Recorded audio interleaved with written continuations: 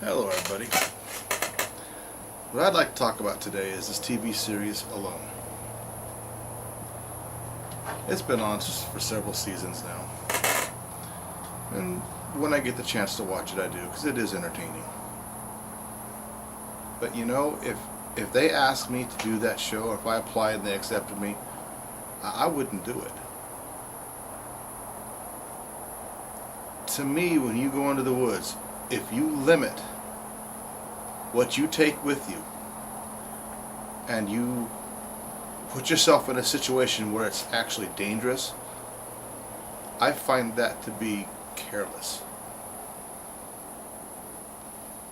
I have been in and around the woods my whole life, and I enjoy it. I've had, 30 years of 40 years of enjoying the woods, and not had anything really major happen that didn't work out in my favor, where I broke my back or something like that. And learning the things that I have through the years, if I put a limit on myself on gear I can take, and I go out into the wilds, I mean the real wilds, like what they do on Alone, you are putting your life at risk. You can enjoy 30 years of outdoors bushcrafting and never have any problems, but in that microsecond when something goes bad, it goes bad. And it goes bad in ways that can kill you. Every year, tens of thousands of people go into the woods, and some of them make it out alive, some of them get injured and get out, and others die and then are found later, and then others are never seen or heard from again with no evidence for what happened to them. And some of these people were people that enjoyed the outdoors for 50 years, hiking and camping. They have some knowledge. And something evidently happened that in that singular instant, they may not have been prepared for it, or there was just nothing that can be done. You could still have all the equipment on you that you need, firearms, survival equipment, and everything, and something go wrong and die. And the slightest of things can kill you, like when your core body temperature drops too low. And that can happen on a rainy day if you're not prepared or have some knowledge to deal with the situation. Most people can figure that out that go into the woods that have some experience. They know how to get a fire going, build a small shelter, and use that survival blanket and stay warm. But then the problem is you get a lot of people that aren't so experienced that take a day pack and they have nothing in whatsoever in the way of survival, tools or equipment.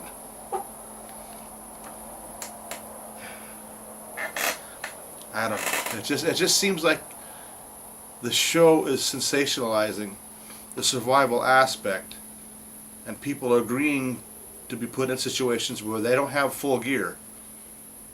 That just seems like a recipe for disaster to me. And they may get away with it for 10 seasons and never have anything go wrong. And then in that one singular instant, boom, someone's dead. And it'd be because they didn't have a specific piece of kit or item in their backpack that they really needed. Not too many people have to worry about being attacked by bears, cougars, coyotes, or whatever, or snakes. But if you're out there, there is that chance. I've been literally face to face with a black bear. I've seen bears out here in Oregon multiple times, up close. I've seen two bears together in mating season, running at full tilt. And I've got to tell you, that was the most impressive thing I've ever seen. Those animals were covering ground at speed faster than horses. And you could see their muscles. And it just makes you realize, as human beings, how inadequate we really are out there. If they wanted me dead, I would have been dead, with the exception I had a firearm on me. And that's one of the items I never go out just plinking or messing around, even if it's next to a road. I never, never, never go out there without having a firearm. I may never need it in self-defense, but I'd rather have it and not need it and then need it and not have it. You know, people do die from animal predation. It's a common thing. It happens. They just don't think it's going to happen to them. You know, you may, like I said, enjoy your life in the wilds for 25 years, and all of a sudden one day you come around a bend in on a hillside and come face to face with a mother bear, and she takes you down. And if you panic, she's going to take you down all the way. You could be, mauled severely, be 15 miles from somewhere that you can't get to, and then you're just going to die.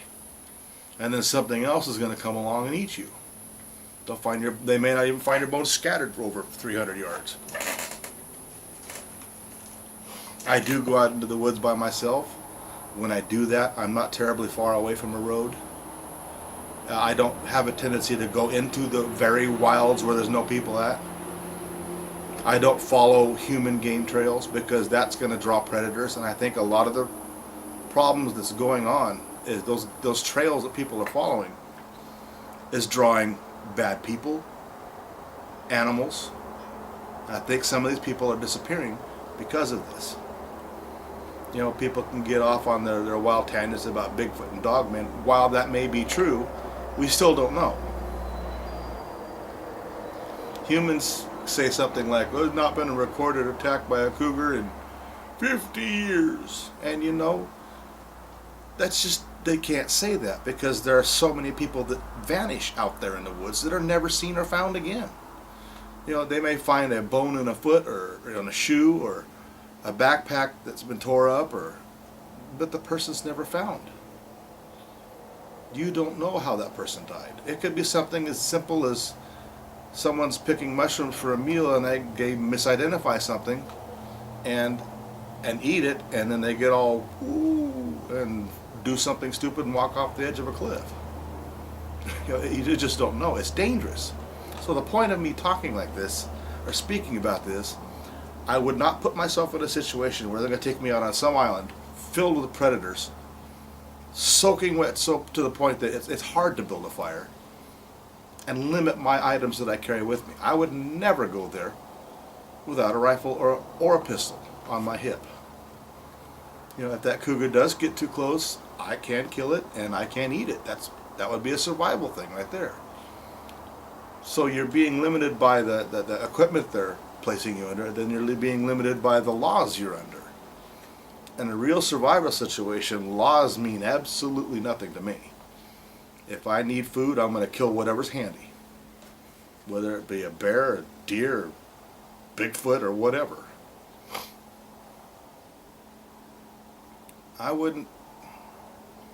think people are just getting to the point where the survival genre, while being good and helping people learn how to do the outdoors, it's also setting some people up for disaster. And some of these disasters, since it's so isolated, since it's so out in the wild or the country, they'll never even know what went wrong. They never know what happened because they never find the person. And something like, what was it, 400 to 500,000 people a year disappear within the borders of the United States. Now, that's not just strictly the outdoors. You know, a drug smuggler could do something wrong and the druggies kill him and throw him off the coast somewhere with a cinder block tied to his leg. There's different and many reasons why that amount of people are disappearing. But you've got to realize it's still in the thousands every year that vanish in the wilds. And they don't know why. I mean, it could be something as tripping and falling and having a stick go through your eye. You know, you just don't know. It's dangerous out there. And if you limit what you have on you, you don't have the knowledge to go out there in the first place. Don't. Get the education. Get the dirt time. Learn the various tricks of survival. Don't go out there without a firearm. I know people constantly say, you know, the hike the Appalachian Trail, go out there with firearms. Well, okay. You've just set yourself up for trouble with every animal along the way, not to mention the psychopaths that are hiking the trail knowing that there are places where these people can disappear and never be found again.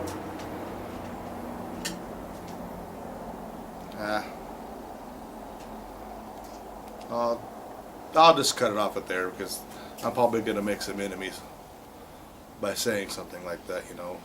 You criticized the loan? Well, yes, I did. They're limiting their items to a set area where they may need one of those items, like a 357 Magnum pistol or a 270 caliber rifle. So, I said it. I'm not trying to pick a fight.